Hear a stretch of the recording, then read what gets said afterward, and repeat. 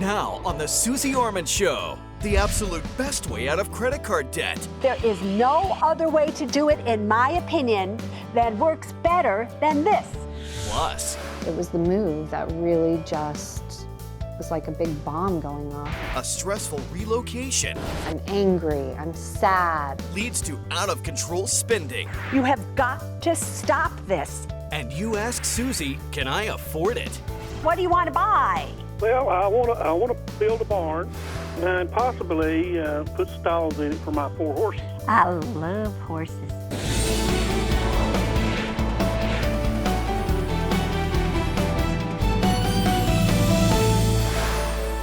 Hi, everybody. I'm Suze Orman, and you are watching the Suze Orman Show. Tonight, I'm going to talk to all of you about the ultimate and best way to get out of credit card debt. Now, I know there are a lot of theories and different ways to pay off credit card debt, but there is no other way to do it, in my opinion, that works better than this. And this is the way to go. Do you hear me? First, you need to make sure that you have done everything to get the lowest possible interest rate on your credit cards.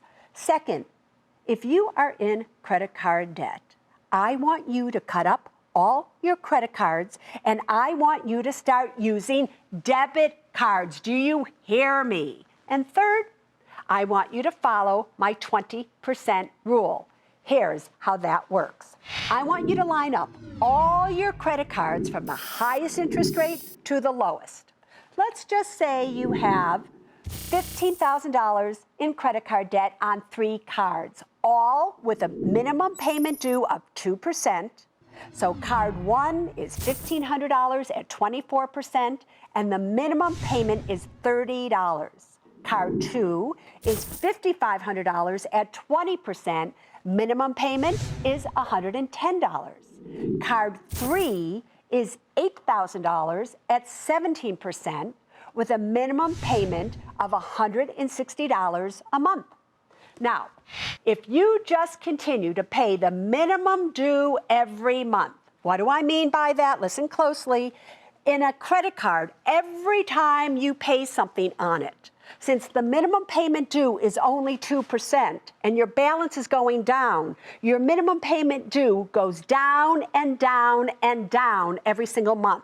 So if you only pay the minimum payment that they require of you, it will take you, in this case, 50 years to get out of credit card debt, and you will pay $29,000 in interest. I want you to apply the 20% rule. I want you to add up all your minimum payments. In this case, it would be $300. I want you to take 20% of $300, which is $60. Now, you are going to add that $60 to card 1, the highest interest rate card. Now you're paying $90 a month instead of $30 a month. And you pay that $90 a month no matter what the minimum amount due is. Do you hear me? On the other cards, you are going to continue paying the $110 and the $160 every month, again, no matter what the minimum due is. Card 1 will be paid off in about 21 months. Once that card is paid off, you're going to roll over that $90 payment into the next highest interest rate card. So now you're paying $200 a month on card 2 while you're continuing to pay $160 a month on card 3. Your second card will be paid off in another 33 months. You then roll the $200 payment onto your last card, so you're paying $360 a month. You will be completely out of debt in 5.7 years instead of 50, and pay $9,000 in interest instead of $29,000. You've saved $20,000 in 44 years by following my 20% rule. This is the absolute best and fastest way to pay off your credit card debt. You got it, everybody? But now, let's make a house call. Hi, Susie. I'm Lisa, and I'm 45. I'm Peter and I'm 52. We've recently had to uproot our family to a different state. It's caused great upheaval in our finances and in our lives, and we are definitely in need of an intervention. And a smackdown. We had lived in Coeur d'Alene, Idaho the last 10 years. The financial situation in Idaho got better every year. And then all of a sudden we got back from vacation, and the next day Pete found out that the company that he was working for were quitting, and they were closing their doors within like a week. I mean, it was just, the rug got pulled out from underneath us immediately. And then we moved out here, and I just couldn't care less to save my money. It just seemed to be that if we felt we needed it, we went out and bought it. We got a new microhood. With the loss of Lisa's income and some of our rental income, and then my pay was a little bit less also, it made a big difference. My first credit card bill, the month we lived here, was $7,500, and we always, before, we kind of budgeted for $1,800.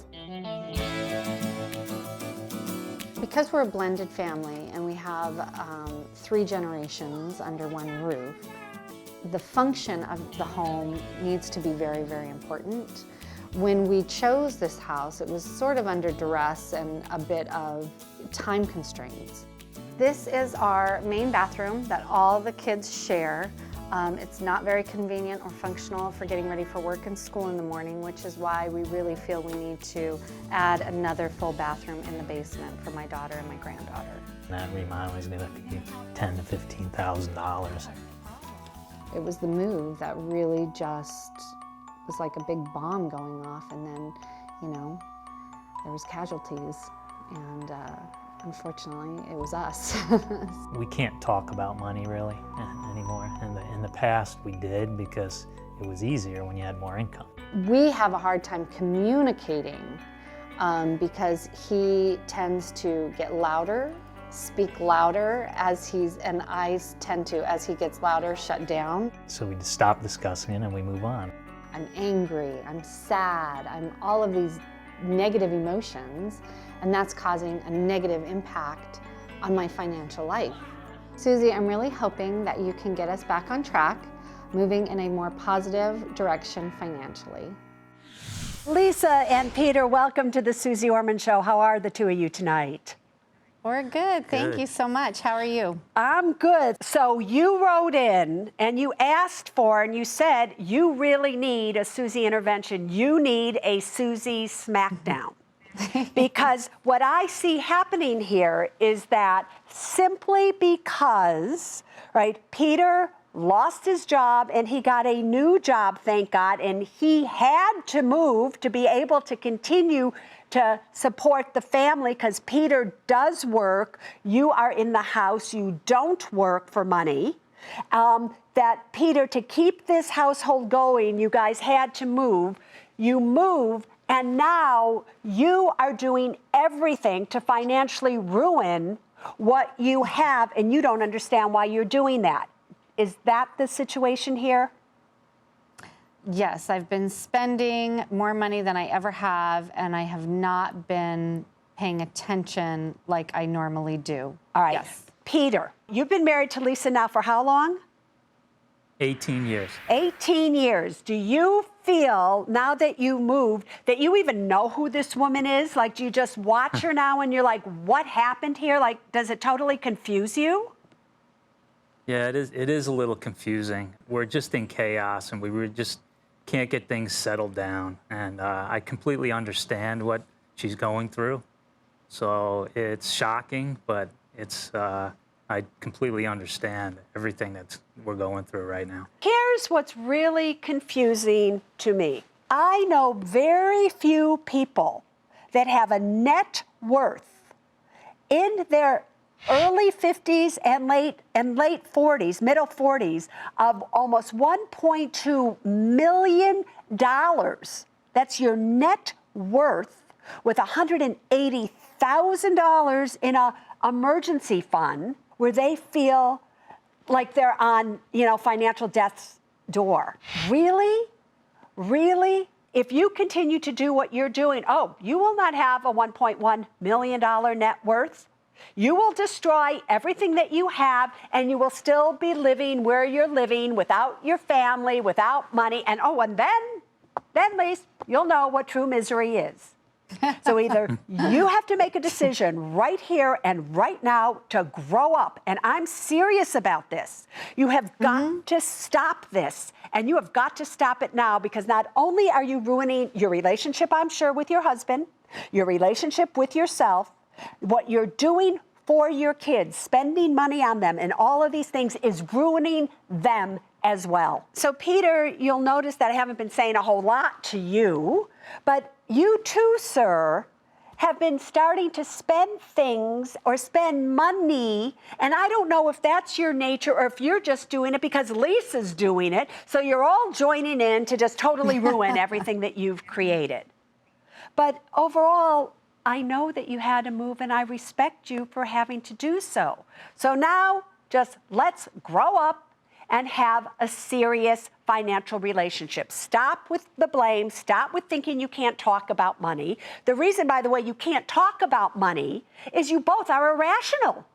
So when you're both irrational and you're just doing stupid things, you can't have an intelligent conversation because your actions are not intelligent. But if you just stopped and do what I'm about to ask you to do, I am telling you, you will get grounded before you know it. You'll like where you're living.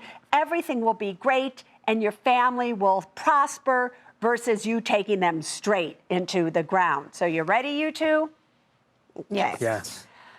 For whatever reason, you have monthly expenses of about $7,100 a month. But your monthly take-home income is $5,500 a month. You currently are running $1,600 a month in deficit over buying stupid things. So the spending has got to stop, and it's got to stop now. Here is your financial action plan. You currently have $180,000 in a money market account. A lot of that came from 2 homes that you sold. You were flipping them, so that money is there, and you are scared to death that you, given your current financial actions, are going to just fritter all that money away. So let's get that money to work for you so that you don't have to be afraid of wasting it. So the very first thing I want you to do is I want you to get out of all kinds of debt that you have, from your card to the person, whatever it is. You have about $45,000 of total debt. I want that debt to be gone. So you will pay off all of that debt, and that will save you $700 or $800 a month in payments, and I need you to get your expenses down. Next, I want you to refinance your current home that you've recently purchased when you moved, and I want you to refinance it because you currently have a 5-year ARM on that home, and I need you to take advantage of fixed rate mortgages so that one day you don't see that mortgage go up and up and up.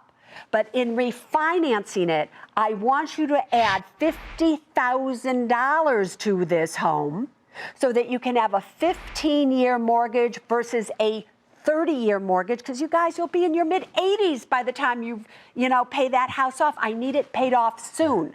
Next, you have to fix up your home because you say it's making you miserable and that you want to spend $15,000 on it. Fine, you'll spend $15,000 on it. You also will owe income taxes, by the way, on the sale of your properties. All said and done, that's $130,000. That leaves you $50,000 in your emergency fund, which is more than 8 months of expenses, but you have now no reason to feel anything other than powerful because you don't have any debt. You can control the money you're spending. You're doing all of these things, but that is your financial action plan.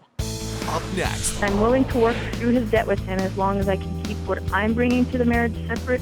are they doomed before they say I do? The mere fact that you don't want to join in every part of the way, something's radically wrong. And later, you ask Susie, can I afford it? I want to buy a lakeside condo. You don't really need one. You want this, right? I want this. Welcome back to the Suze Orman Show. Anne in New Mexico, you are on the Suze Orman Show. Hi, Susie. Hi, Anne. What can I do for you tonight? I have a question for you. My partner and I are thinking about marriage, and we've been discussing plans. And his finances right now, Susie, are not in order. So we agreed that if we get married, I would handle our money, and he would contribute to the conversation. And I'm willing to work through his debt with him as long as I can keep what I'm bringing to the marriage separate, and my FICO score isn't negatively affected. And my question is, how do we jointly pay for things and keep assets separate? I I appreciate your advice. Yeah, I know that's your question to me, but that's not the question that I really want to answer. I want to ask you a question, which is this. Why in the world, did you hear your voice as you were asking that question? That voice is a voice of pain. That voice is a voice of being so unsure.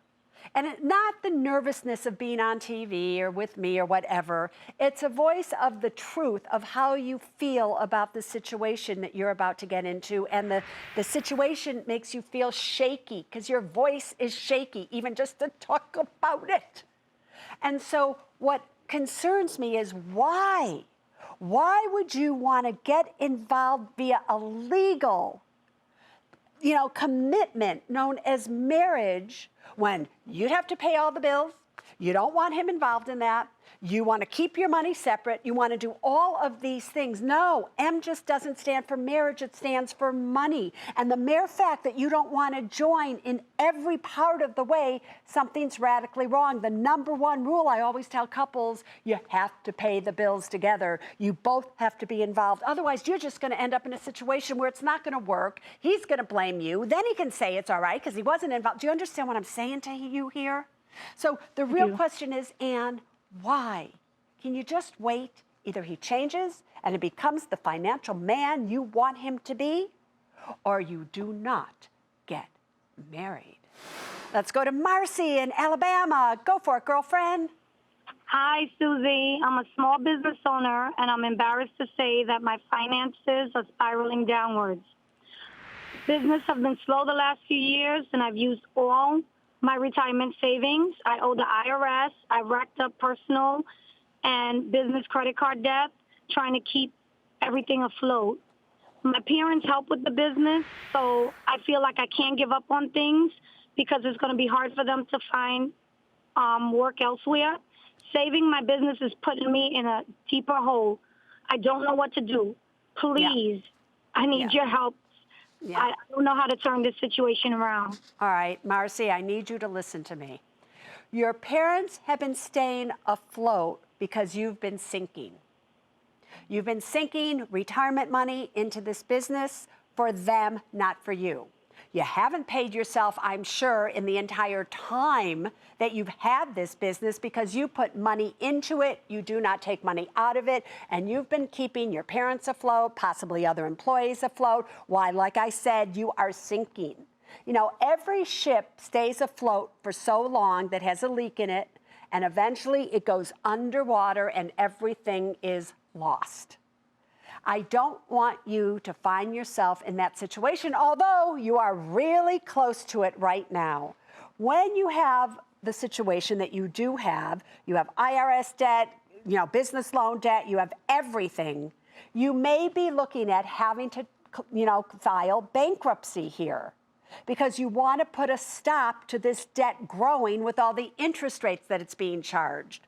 So you're going to have to start to come clean with your parents. So you need to go to them and you need to say, guess what? It's up. I don't have any money. I'm closing the business down. It doesn't make any sense. It's going down. You're going to have to find other jobs. I'm going to probably have to claim bankruptcy, but Mom and Dad, I don't have the money to support you anymore. You have to do that without making them feel guilty because they didn't make you do it. Do you understand what I'm saying to you, Mars? Yes. All right. Are you willing to do that? Yes, I'm going to have to. Let's go to Ines in Pennsylvania. Ask me your question. Hi, Susie. In 2011, I let an ex-boyfriend negotiate a deal for me for a 2005 Jeep Cherokee at $21,000, and it's now repossessed. They want me to pay. I already invested $16,000 into the car. They want me to pay $10,000 more after retrieving the car, and my payments would be $780 a month. A lot of people are telling me to leave the car and just deal with the debt on the other end. Another person who's a lawyer is telling me to file for bankruptcy afterwards. I really need the car in the next couple of months to help me out get through the winter. I just need to know, what should I do? Should I let the car go? I can't afford the $800 a month. So if you can't afford the $800 a month, let's just, get down to the truth here. If you can't afford the amount of money they want from you per month, then it's silly, because you're going to get the car, they're going to take it back again, and that makes absolutely no sense whatsoever.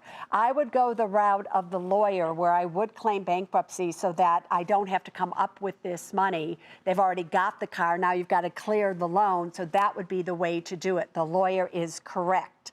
Up next, you can't afford to miss. Can I afford it? And we want to spend probably about $30,000 to remodel the basement. I need somewhere nice for my kids to play, and frankly, somewhere to send my husband to watch football too. I was just going to say, this is a need. And I want to build a barn.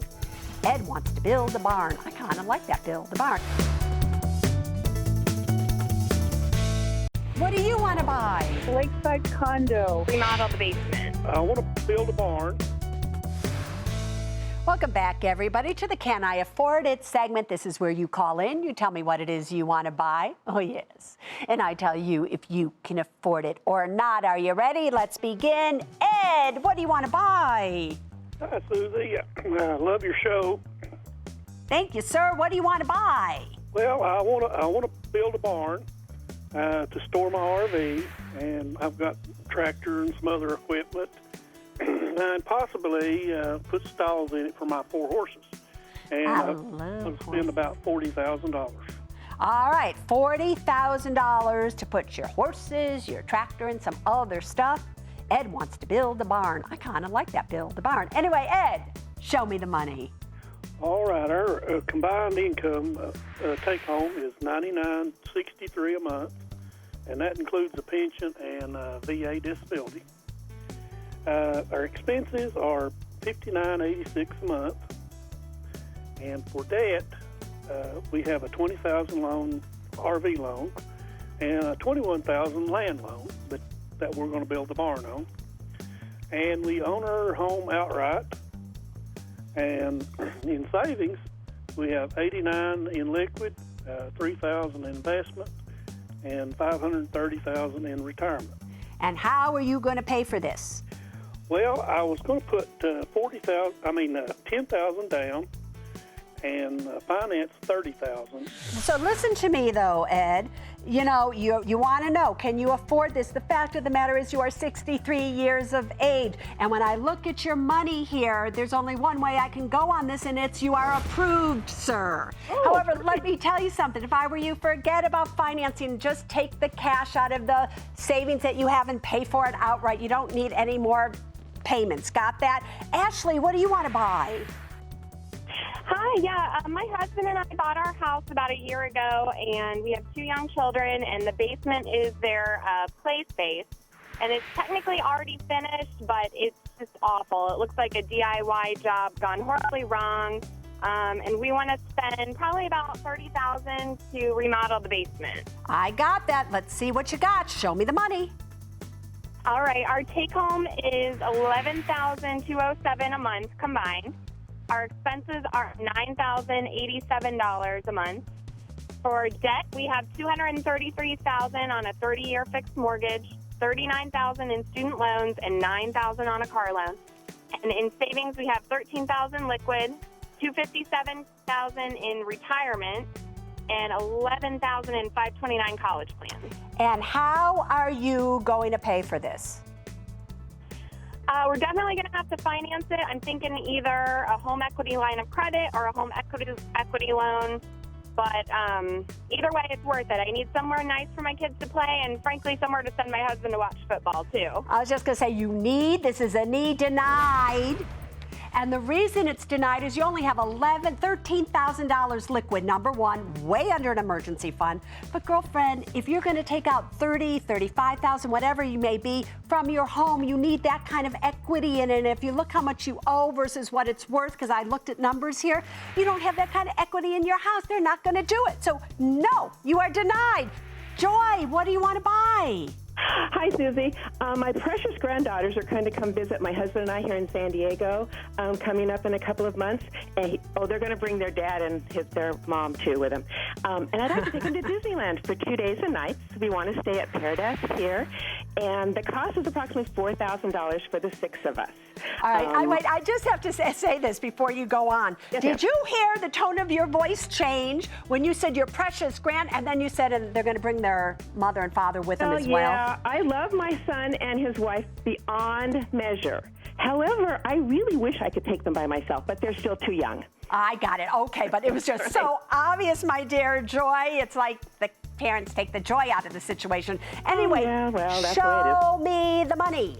Okay. Well, my husband and I are both retired, and our pensions come to $9,852. That's our pensions and my husband's Social Security. Yeah. Our expenses are $4,400 approximately a month.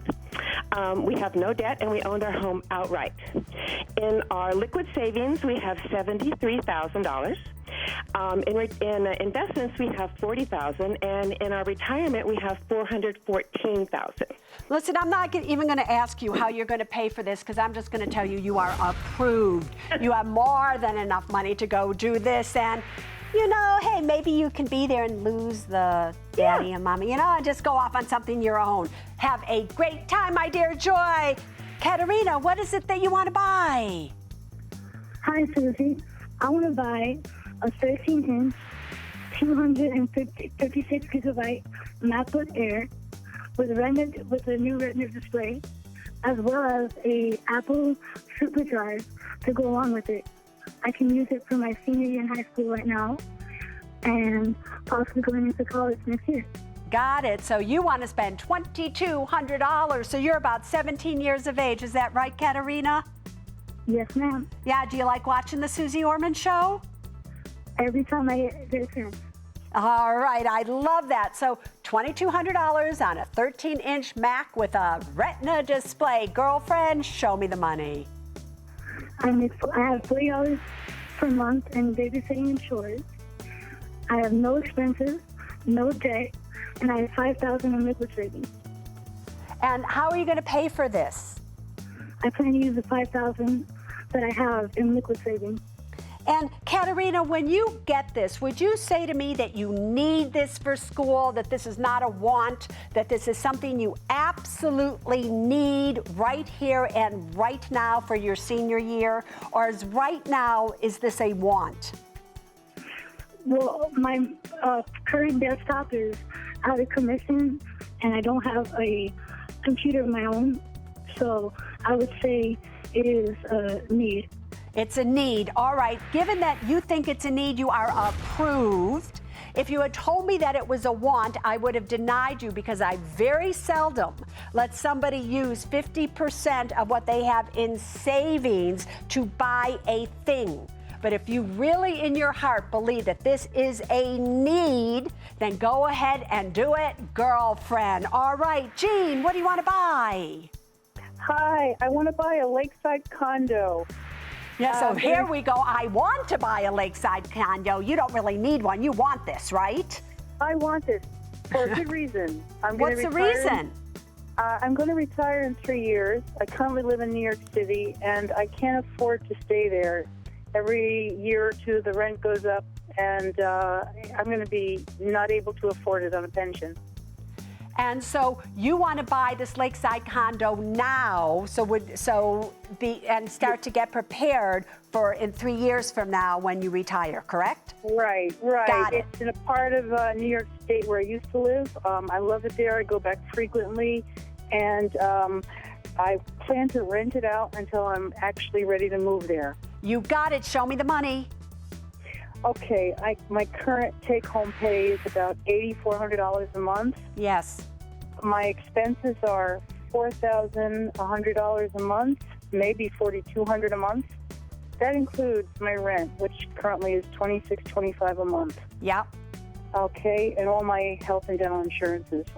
I have no debt, and I have savings of $56,000 liquid and $130,000 in retirement, like 403B kind of accounts. And I also have a teacher's pension that I could access now for $88,000 a year, but if I wait, it'll be around $110,000 a year in 3 years. Now, here's my question. How are you going to pay for this? $260,000 condo. I need $52,000 down plus everything else. How are you going to, where's that money coming from? Well, I'm going to use part of my take-home pay. My take-home pay, I use about half for my expenses. The other half, I either save or... But where's the down payment come from? The down payment is coming from savings, from cash savings. that I have. My dear Jean, you are denied, sweetheart. You cannot, at 61 years of age, use 100% of your savings right now to buy something that increases your expenses. Maybe you rent it to somebody, they stop paying you the rent. All these things can happen. You have to wait for 3 years. If you want to go there, you could rent if you need to when you're there. But I'm afraid if you do it right now, it will be a serious mistake. You are denied. Want to be part of the Can I Afford It segment? All you have to do is go to my website, SuzeOrman.com, and you will find the information you need to know there to come and play with me right here. And if in fact you're on the air, Robo-Ma'am, you will get one of my cool little t-shirts. I like this one that gives you my decision on it just for you. Up next, a debt dilemma. I always make the payments on time, and I do try to pay at least double the minimum, but I don't feel like I'm really making a dent. What's the interest rate on your credit card debt? It's about 11.99%. Girlfriend, listen to me. And later, my goal is to retire on my 65th birthday and travel. If I was going to give you a grade, I would give you...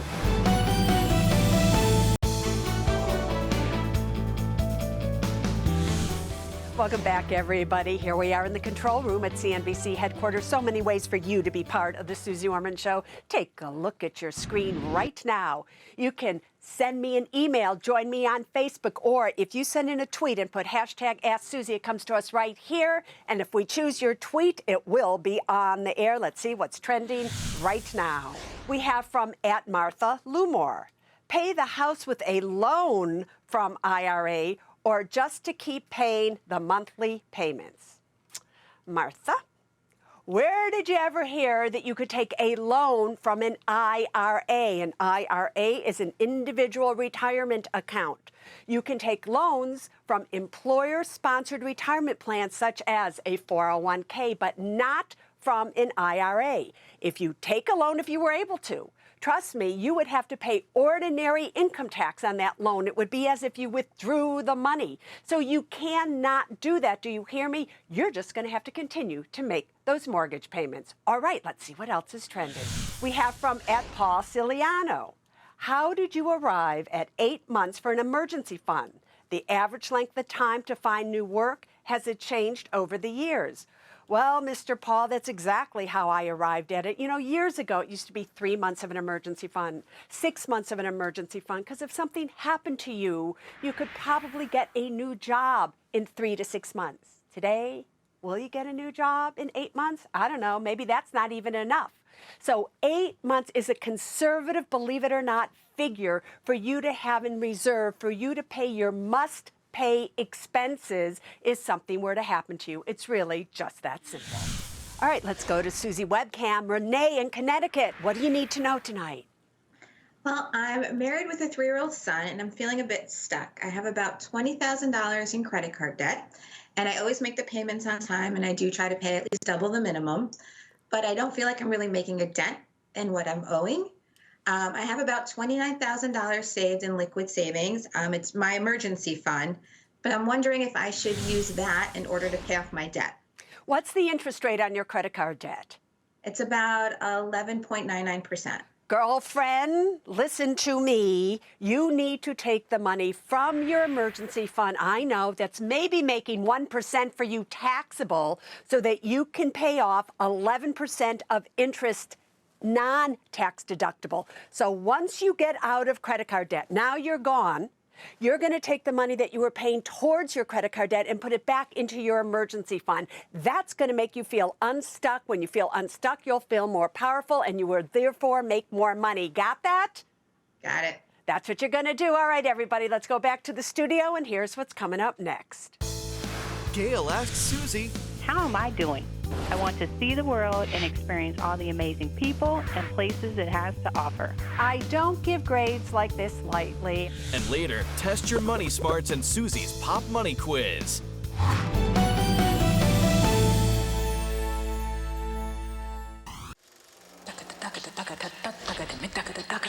Hi, Susie. So sometimes I think men are a little scared to talk to me, but I love when they call. Because here's the problem, Corey. Everybody, because I'm a woman, they want this to be a show for women, a finance show for women. And I keep saying, money doesn't have a sex. Why do you keep trying to segregate it? You know, men are as scared about money as women are. We got to get everybody together in the financial bedroom.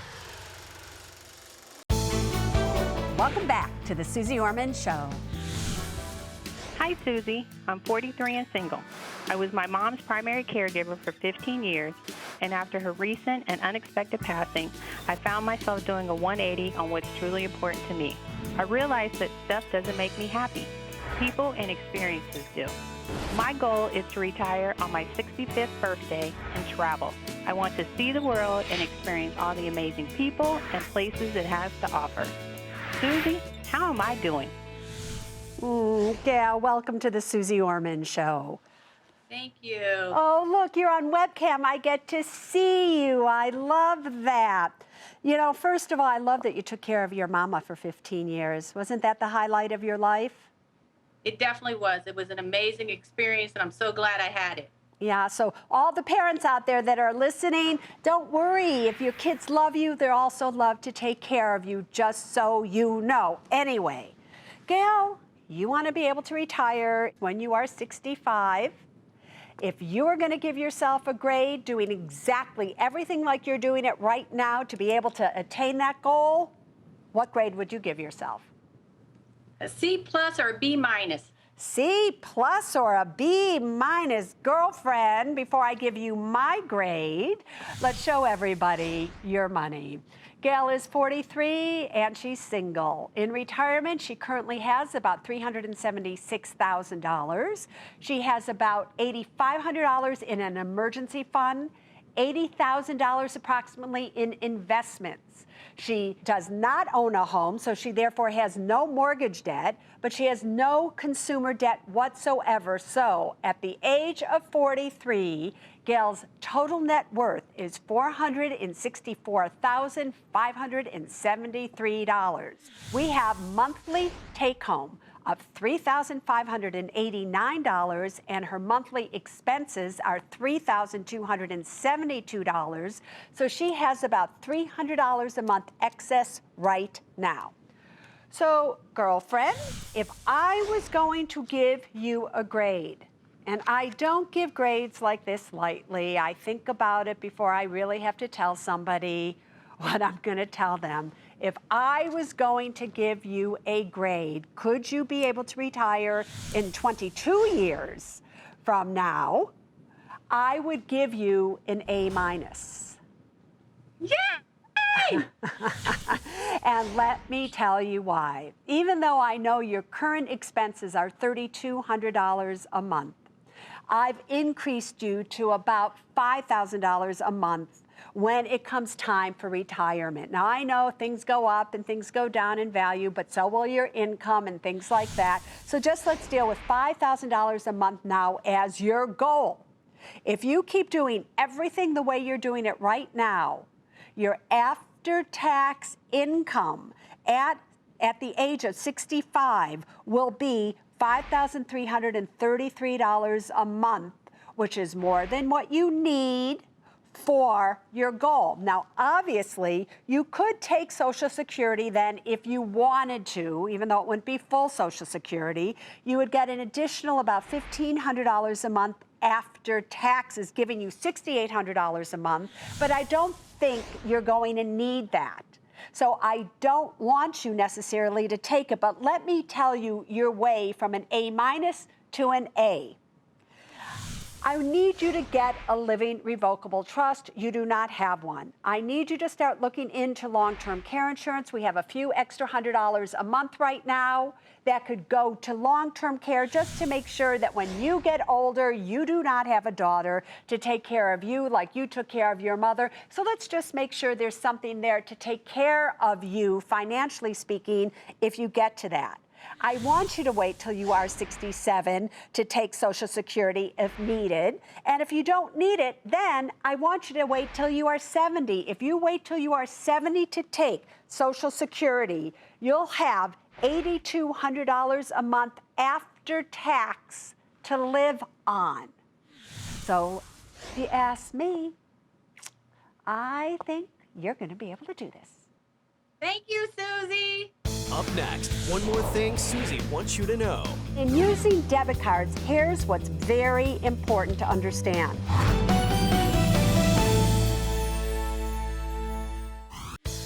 Time to test your money smarts in a Susie Pop Money Quiz. In the event of bankruptcy, which of the following cannot be taken from you? A, a 401k retirement account. B, emergency savings. C, stock investments. D, money in your checking account. The answer after the break.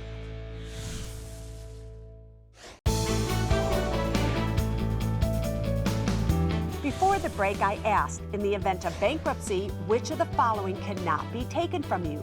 The answer is A, a 401k retirement account. All right, it's almost a wrap on the Suze Orman Show, but before we go, there is still one more thing I want you to know.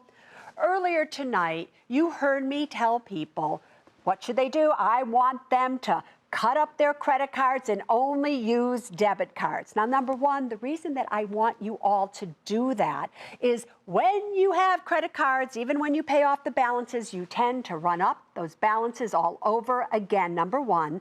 And number two, the reason I don't want you to close down the credit cards is it could hurt your FICO score. So just cut them up and use debit cards. But in using debit cards, here's what's very important to understand. I don't want you to use a debit card that's attached to your total savings account. Because if somebody steals your identity, they have the ability to take all the money out of your savings or your wherever you're keeping this money and wipe you clean. And you don't want that to happen.